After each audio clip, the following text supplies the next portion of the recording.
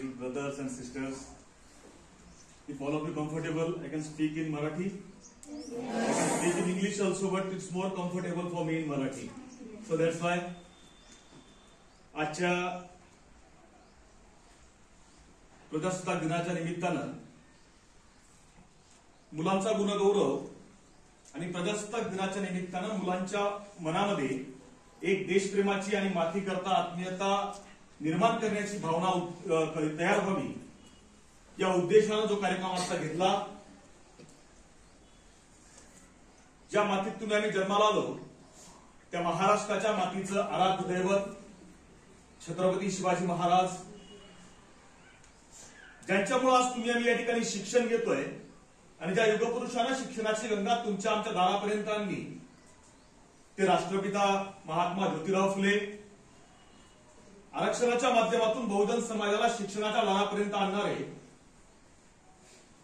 राजर्षी छत्रपती शाहू महाराज आणि जगातल्या सर्वात मोठ्या लोकशाही राष्ट्राचं संविधान लिहून ते संविधान जगातलं सर्वोत्तम ठरवणारे विश्वरत्न डॉक्टर बाबासाहेब आंबेडकर या महान पुरुषांना महापुरुषांना प्रथमतः मी विनम्र अभिवादन करतो. आजच्या शीतल अकॅडमीच्या या कार्यक्रमाच्या निमित्तानं या ठिकाणी असणारे शीतल अकॅडमीचे प्रमुख आमचे स्नेही सन्मान्य श्याम पाटील सर, आजच्या कार्यक्रमासाठी प्रमुख पाहुणे म्हणून उपस्थित असणाऱ्या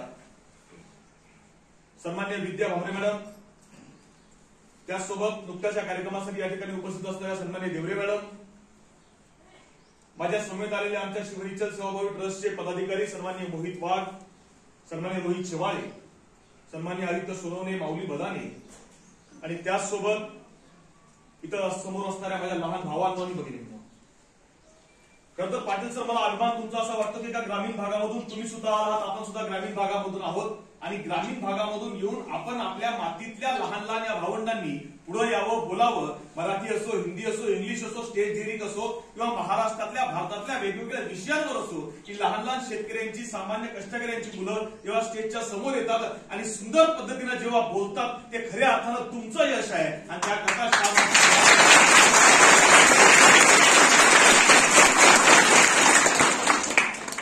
कारण जगात सर्वात जास्त एखादा मुलगा जर पुढे गेला तर सर्वात मोठा आनंद हा सर्वात आधी त्याच्या आई आणि वडिलांना आणि त्यानंतर त्या शिक्षकांना होत असतो. कारण या दोघांचं योगदान खूप प्रचंड मोठं असतं आणि त्यामुळे मला अभिमान वाटतो की आमच्या मातीतल्या माझ्या लहान लहान भगिनी इथं समोर येऊन महिला विषयांवर बोलतोय, कोणी प्रजासत्ताक दिनावर बोलतोय, मराठीमध्ये, इंग्लिशमध्ये, वेगवेगळ्या भाषांमध्ये तुम्ही बोलताय ही खऱ्या अर्थानं आनंदाची गोष्ट आहे. आजचा 73वा प्रजासत्ताक दिन. खरं तर प्रजासत्ताक दिन म्हणजे काय हे सुद्धा आम्हाला समजलं पाहिजे. 15 ऑगस्ट 1947 ला भारत स्वतंत्र झाला आणि भारत स्वतंत्र झाल्यानंतर स्वतंत्र असणारा देश, हे देशाचं नाव काय असलं पाहिजे? आपण आज भारत म्हणतो, पण ज्यावेळी देश स्वतंत्र झाला कोणी हिंदुस्थान म्हणायचं, कोणी भारत म्हणायचं, कोणी वेगवेगळ्या नाव, वेगवेगळी राज्य या देशामध्ये होती, ती सगळी एकत्र करायची. पण हे एकत्र करत असताना देशाला एका चौकटीत बांधणारं या देशाची घटना असली पाहिजे, राज्यघटना तयार केली पाहिजे आणि मग ती राज्यघटना तयार करण्याचं काम चालू होत असताना त्याच काळामध्ये 2 वर्षापेक्षा अधिक काळ हे काम चालू होतं आणि 26 नोव्हेंबर 1949 रोजी भारताची राज्यघटना ही भारताला डॉक्टर बाबासाहेब आंबेडकर आणि त्यांच्या तमाम सहकाऱ्यांनी भारतीय राष्ट्रपतींकडे सुपूर्द केली, देशाकडे सुपूर्द केली आणि ती देशाकडे सुपूर्द केल्यानंतर 26 जानेवारी 1950 या दिवसापासून ती राज्यघटना देशामध्ये अंमलात आली आणि त्या दिवसापासून जगाच्या पाठीवर भारत नावाचं एक संविधानिक सार्वभौमत्व राज्य देश तयार झाला आणि तो देश जगासमोर आला. तो दिवस म्हणजे आजचा दिवस आणि आजच्या दिवसापासून देशामध्ये खऱ्या अर्थानं प्रजेची सत्ता आली म्हणून याचं नाव प्रजासत्ताक दिन हा 26 जानेवारी आपण साजरा करतो. आज तुमच्या या अकॅडमीच्या माध्यमातून आपण प्रजासत्ताक दिन या ठिकाणी साजरा करतोय. पण माझा तुम्हाला प्रश्न आहे, आपण हे सगळं साजरं करत असताना तुम्ही कोणत्याही कार्यक्रमाला आलात ना? मी संपूर्ण देशभरामध्ये कार्यक्रमासाठी गेलोय, देशातल्या अनेक राज्यांमध्ये गेलोय, पण प्रत्येक ठिकाणी गेल्यानंतर माझा पहिला प्रश्न असा असतो की तुम्ही कोणत्याही कार्यक्रमाला जा, तुम्ही कोणत्याही इव्हेंटमध्ये जा, तुम्ही कोणत्याही सोहळ्याला जा, कुठेही जा, पण तिथून गेल्यानंतर आपण घरी परत जात असताना आपल्या डोक्यामध्ये एक विचार असला पाहिजे की आपण जाऊन आलोय त्या कार्यक्रमाला, त्या कार्यक्रमातून येताना आपण काय मिळवलं, आपल्याला काय मिळालं. म्हणजे पैसा किंवा काही या गोष्टी सगळ्या बाजूला आहेत, पण आपल्याला आयुष्यात काहीतरी मोठं होण्याकरता आपण या कार्यक्रमामधून काही घेतलं का? आणि आज जेव्हा इथून हा कार्यक्रम संपल्यावर तुम्ही बाहेर जाल, घरी जाल, तर एक गोष्ट नक्की चिंतन करा की आजच्या दिवसात आपण काय मिळवलं. ज्या वयात तुम्ही इथं बसलायत ना, त्याच वयात आम्हीही या ठिकाणी कॉलेजला, क्लासला, देवळ्यामध्ये असो किंवा माळवाडीमध्ये असो, याच ठिकाणी लहानाचं मोठं होतो आणि ते होत असताना माझ्या भावंडांनो डोळ्यासमोर एक आदर्श ठेवावा लागतो. आज सर श्याम पाटील सर या ठिकाणी आहेत, सामान्य शेतकरी कुटुंबामधले आहेत, गरीब कुटुंबामधले आहेत. मी शेतकरी सामान्य कुटुंबामधला आहे. इथं बसलेली 90% मुलं जी आहेत ती शेतकरी कुटुंबामधली आहेत आणि आपल्याकडे कष्ट करायची तयारी आहे, आपल्याकडे जिद्द आहे, जिगर आहे, सगळं आहे. आणि हे सगळं करत असताना आपल्यामध्ये जी कष्ट करायची तयारी आहे तिला आपल्याला एक स्वप्न दाखवावं लागेल. माणसं वयाने मोठी होत नाहीत, माणसं कर्तृत्वानं मोठी होतात. ज्यांचं कर्तृत्व मोठं असतं ना त्यांना वय आडवं येत नाही. छत्रपती शिवाजी महाराजांनी स्वराज्य उभं करायला सुरुवात केली, वय काय होतं? 16 वर्ष. छत्रपती संभाजी महाराजांनी संस्कृत मध्ये बुधभूषण नावाचा ग्रंथ लिहिला, वय काय होतं? 14 वर्ष. महात्मा ज्योतिराव फुलेंनी भारताच्या इतिहासामधली मुलींची पहिली शाळा पुण्यामध्ये काढली, वय काय होतं? 21 वर्ष. डॉक्टर बाबासाहेब आंबेडकरांनी स्वतःला सामाजिक कामामध्ये झोकून दिलं, वय काय होतं? 22 वर्ष. राजर्षी छत्रपती शाहू महाराजांनी राज्यकारभार हातामध्ये घेऊन कोल्हापूर संस्थानाचा कारभार चालवायला सुरुवात केली, वय काय होतं? 20 वर्ष. भगतसिंग फासावर गेले, वय काय होतं? 23 वर्ष. सुभाषचंद्र बोस लंडनला जाऊन कलेक्टरची परीक्षा पास झाले, ICSE म्हणजे कलेक्टरची परीक्षा लंडनमध्ये पास झाले, वय काय होतं? 21 वर्ष. मग त्या वयामध्ये आपल्याला काय करायचंय? त्या वयामध्ये आपण काय मिळवणार आहोत? जर त्या वयात आपल्याला काहीतरी मिळवायचं असेल तर आपल्याला त्या वयामध्ये तेवढी मॅच्युरिटी मिळवावी लागेल, तेवढा अभ्यास करावा लागेल आणि ह्या अभ्यासासोबत अवांतर नॉलेज आपल्याला मिळवावं लागेल. स्टेज समोर यावं लागेल, इथं बोलावं लागेल, इथं बोलल्यानंतर वेगवेगळी पुस्तकं वाचावी लागतील.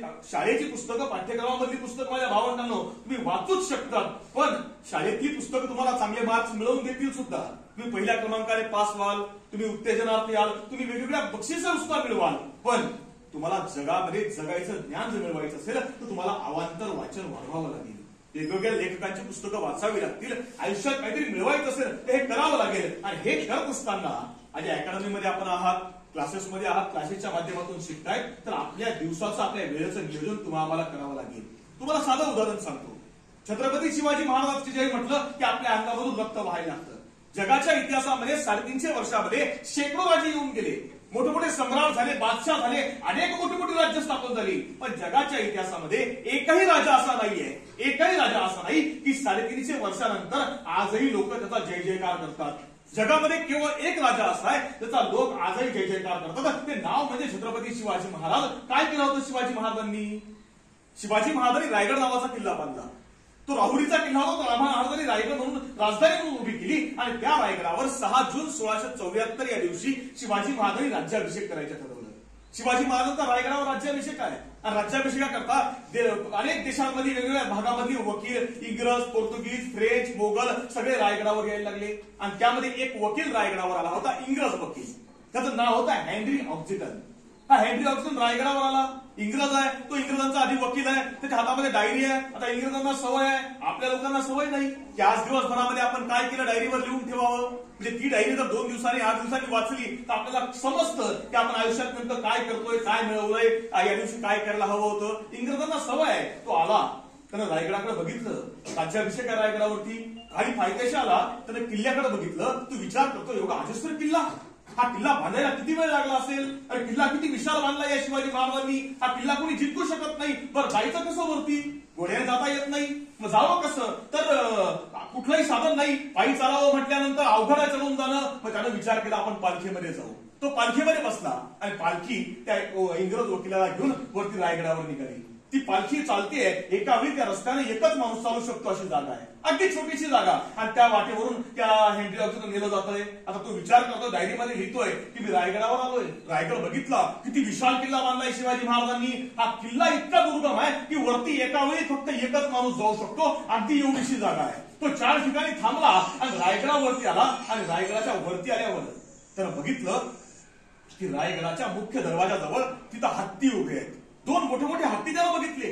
त्याला आश्चर्य वाटलं की हत्ती कसं काय आणले, जिथं एका वेळी एक माणूस येऊ शकतो एवढी जागा आहे, पण शिवाजी महाराजांनी हत्ती आणले कुठून? तो विचार करतोय. रायगडाला दुसरा दरवाजा आहे, शिवाजी महाराज कोणाला दाखवत नाहीत. दरवाजा आहे कुठतरी, तो सर्वांना विचारतोय. इथं एका वेळी एक माणूस येतोय वरती, एवढीशी जागा, हत्ती आणले कुठून? दुसरा दरवाजा कुठं आहे? दरवाजा मला दाखवा, हा किल्ल्याचा दरवाजा मला बघायचा आहे. तो प्रत्येकाला विचारतोय. त्याला कोणीच सांगत नाही, सगळे त्याला हसतायत, त्याला काही कळत नाही. आणि तो न राहून दुसऱ्या दिवशी शिवाजी महाराजांना विचारतो की महाराज, मी रायगडावर आलो आणि वरती येताना बघितलं की एका वेळी फक्त एक माणूस येऊ शकतो अशी एवढीशी जागा आहे, आणि मग त्या एवढ्याशा जागेमध्ये तुम्ही एवढे मोठे हत्ती आणले कुठून? ते हत्ती इथं आणलेत कसे?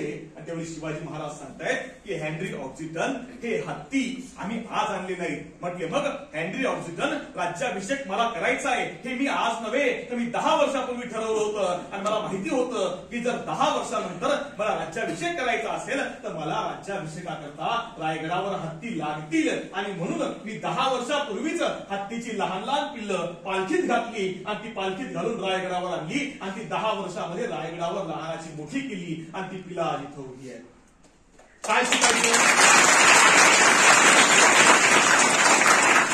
शिकायचंय काय? याच्यामधून शिकायचंय काय की ज्याला आम्ही देशाचा जगाचा बाप म्हणतो तो छत्रपती शिवाजी राजा जर 10 वर्ष पुढचं नियोजन करतोय, मग आम्ही आमच्या किती दिवसाचं नियोजन करतोय? आम्ही आमच्या किती वेळाचं नियोजन करतोय? तुम्हा आम्हाला वेळाचं नियोजन करावं लागेल, आपल्याला शिकावं लागेल. ज्या वयामध्ये तुम्ही आम्ही इथं बसतोय ना, त्या वयामध्ये भगतसिंग क्रांतीची शब्द बोलत होता. इस कदर वाकिफ है मेरी कलम मेरे जज्बातों से कि मैं अगर इश्क लिखना चाहूं तो इनकलाब लिखती है. हे भगतसिंगाचं 18व्या वर्षाचं वाक्य आहे. आम्ही त्या वयामध्ये काय करतोय?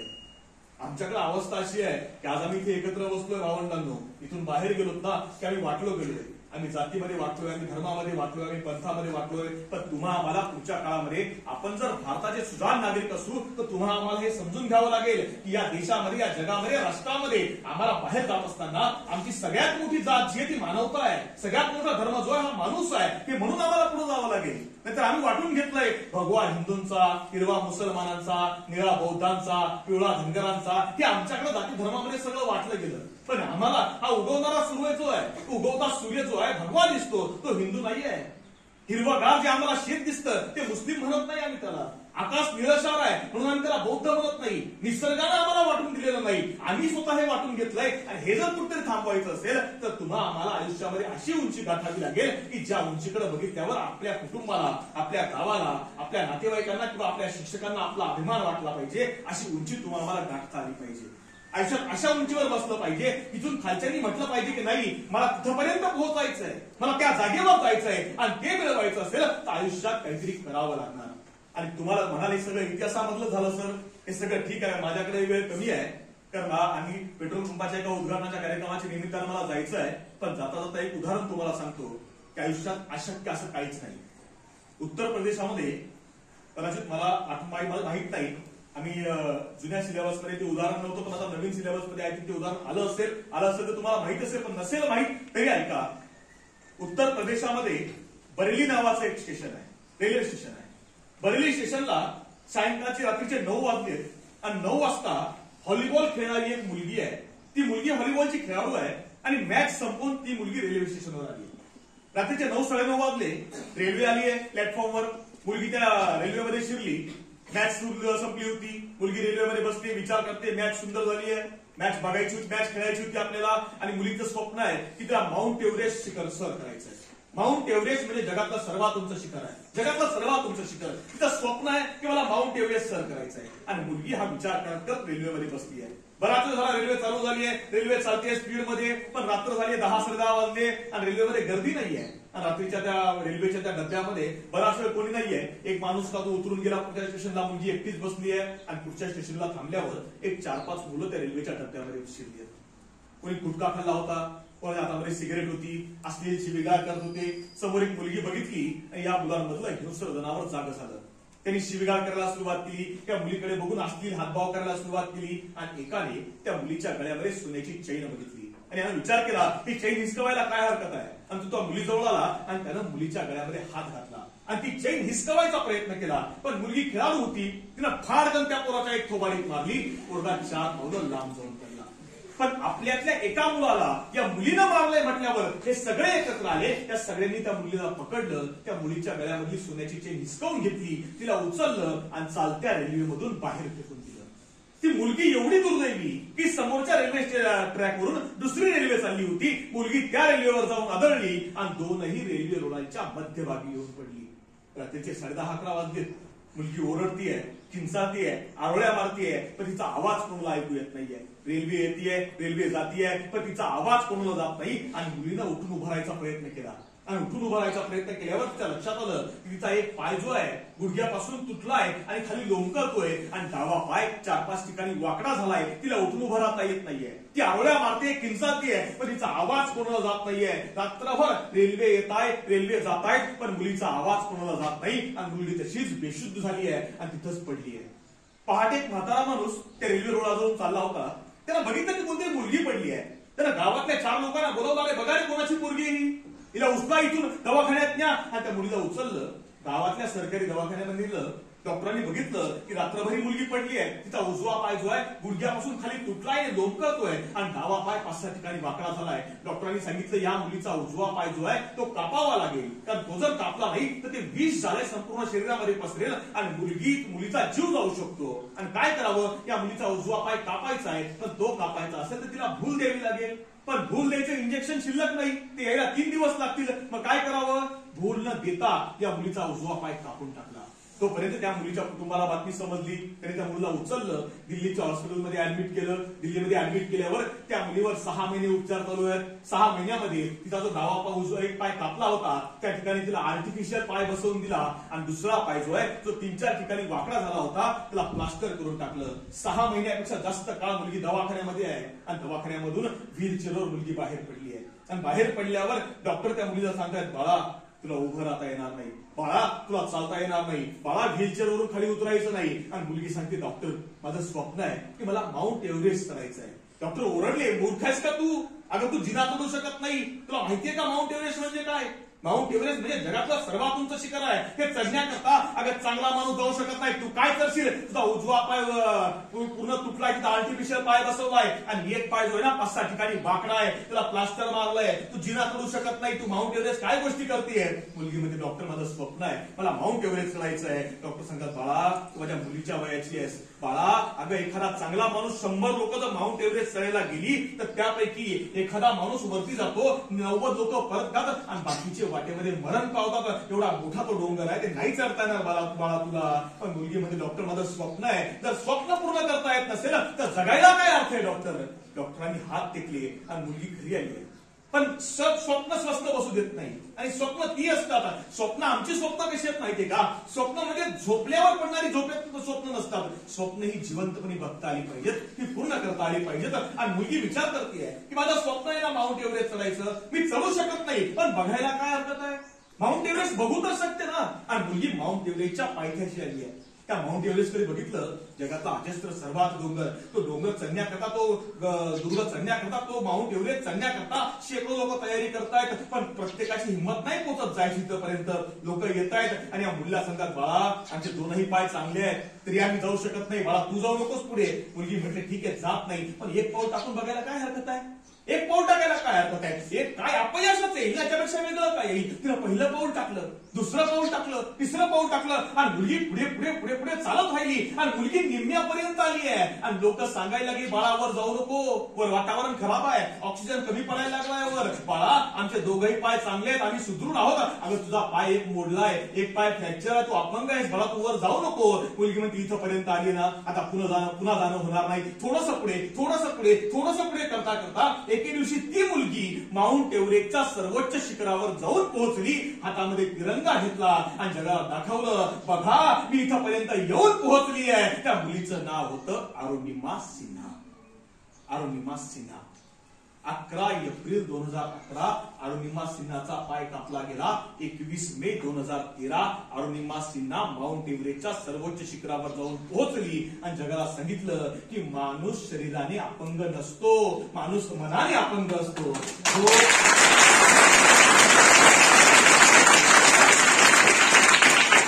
जो मनाने जिंकलेला असतो ना तो कधीही हरू शकत नाही. आणि हेच तत्वज्ञान जगातल्या प्रत्येक महापुरुषांना आम्हाला शिकवलंय की आपला पराभव हा पहिल्यांदा रणात होत नाही, तो पहिल्यांदा मनामध्ये होतो. जी माणसं मनानं पराभूत असतात ती रणामध्ये विजय मिळवूच शकत नाही, आणि मनाने जी जिंकलेली असतात ना ती रणामध्ये पराभूत होऊच शकत नाही. आम्ही शेतकऱ्याची मुलं आहोत, आम्ही सामान्य कष्टकरी कुटुंबातली मुलं आहोत, आणि आपल्यामध्ये इतकी ताकद प्रचंड आहे की जगातला सर्वात मोठा कॉम्प्युटर, भारतामधला सर्वात मोठा कॉम्प्युटर, जगातला सर्वात मोठा कॉम्प्युटर परम नावाचा बनवला हा आमच्या शेतकऱ्याच्या मुलानं बनवला, विजय भटकरांनी. आपण सामान्य मातीमधली मुलं आहेत. आजही ज्या ज्या ठिकाणी मी भाषणांकरता कार्यक्रमांकरता गेलोत ना तर जी माणसं मला भेटलीत ना तर मोठ्या पदावर पोहोचलेली सगळी लोक ही सामान्य शेतकरी कुटुंबामधली आहेत, मजूर कुटुंबामधली आहेत, आणि ती मुलं तुमच्या आमची प्रतिनिधी आहेत. त्यामुळे त्या पदापर्यंत तुम्हाला जावं लागेल. तिथपर्यंत जायचं असेल तर अभ्यास करावा लागेल. आपली आई असेल, वडील असेल किंवा शिक्षक असेल यांची जी स्वप्न आहेत ना ती स्वप्न पूर्ण करायची असेल तर ती जिगर तुमच्या आमच्यामध्ये असली पाहिजे. आणि हे करायचं असेल ना तर माझ्या भावंडांनो एक साधी गोष्ट शिकून घ्या, साधं तत्वज्ञान आहे. तुम्ही जर कधी मंदिरामध्ये गेला तर मंदिरामध्ये गेल्यावर एक गोष्ट बघायला मिळते. मंदिरामध्ये गेला तर एक पहिला दगड लागतो, त्या दगडाच्या बाजूला लिहिलेलं असतं नारळ इथंच फोडावं. थोडं पुढे गेला दुसरा दगड लिहिला असतो, त्या दगडाजवळ लिहिलं असतं की चप्पल इथेच काढावी. आणि तिसरा दगड आतमध्ये गेला तर लिहिलेला असतो की मूर्तीला कोणीही स्पर्श करू नये. ती गाई म्हणजे जिथं चप्पल काढायची तोही दगडाच आहे, त्याच्यावर नारळ फोडायचा तोही दगडाच आहे, आणि जी मूर्ती आहे तोही दगडाच आहे. फरक एवढाच आहे की ज्याने टाकीचे घाव जास्त सहन केले त्याचा देव होतो. आम्हाला ते व्हावं लागणार आहे. ज्याला जास्त कष्ट सहन केले, ज्याला जास्त त्रास सहन केला तो आयुष्यामध्ये तेवढा मोठा होतो. आपण तेवढं मोठं व्हावं ही आमच्या सर्वांकडून तुम्हाला शुभेच्छा आहेत. शिवनिश्चल ट्रस्टच्या माध्यमातून आम्ही आई वडील नसणाऱ्या अनाथ मुलांकरता काम करतो. आज रोजी आमच्याकडे आई वडील नसणारी 126 पेक्षा जास्त अनाथ मुलं आहेत. त्यांना आई नाही किंवा वडील नाही, त्यांची परिस्थिती वाईट आहे, अशा मुलांना शिकवायचं काम आम्ही करतो. आज तुमच्यामधून सुद्धा मी श्याम पाटील सरांना या ठिकाणी विनंती करतो की या ठिकाणी सुद्धा अशी काही मुलं असतील ज्यांना आई नाही, वडील नाही, किंबहुना त्यांची परिस्थिती अतिशय बिकट आहे, त्यांच्याबद्दल आम्हाला माहिती द्या. त्या मुलांचं संपूर्ण शिक्षण आणि मुलगी असली तर लग्नापर्यंतचा संपूर्ण खर्च हा संस्थेच्या माध्यमातून आम्ही करू. हे आपण कुणी करू शकत नसतात ना तरी चालेल, पण ही मुलं घडवायचं जे काम तुमच्या माध्यमातून चालू आहे त्या कामाला आमचा सॅल्यूट आहे. तुम्हाला सर्वांना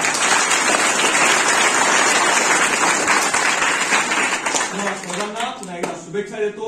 खर तर आदित्य सोनवणे यांच्यामुळे मला या ठिकाणी आज येता आलं. आज आमचा नियोजित कार्यक्रम जो आहे तो पेट्रोल पंपाचं ते उद्घाटन आहे, त्यासाठी मी आलो होतो. पण श्याम पाटील सर असतील किंवा सर्व असतील यांच्या कामाला एक शुभेच्छा द्याव्यात म्हणून या ठिकाणी मी आलो. आपली मी रजा घेतो, थांबतो. धन्यवाद. जय हिंद, जय महाराष्ट्र.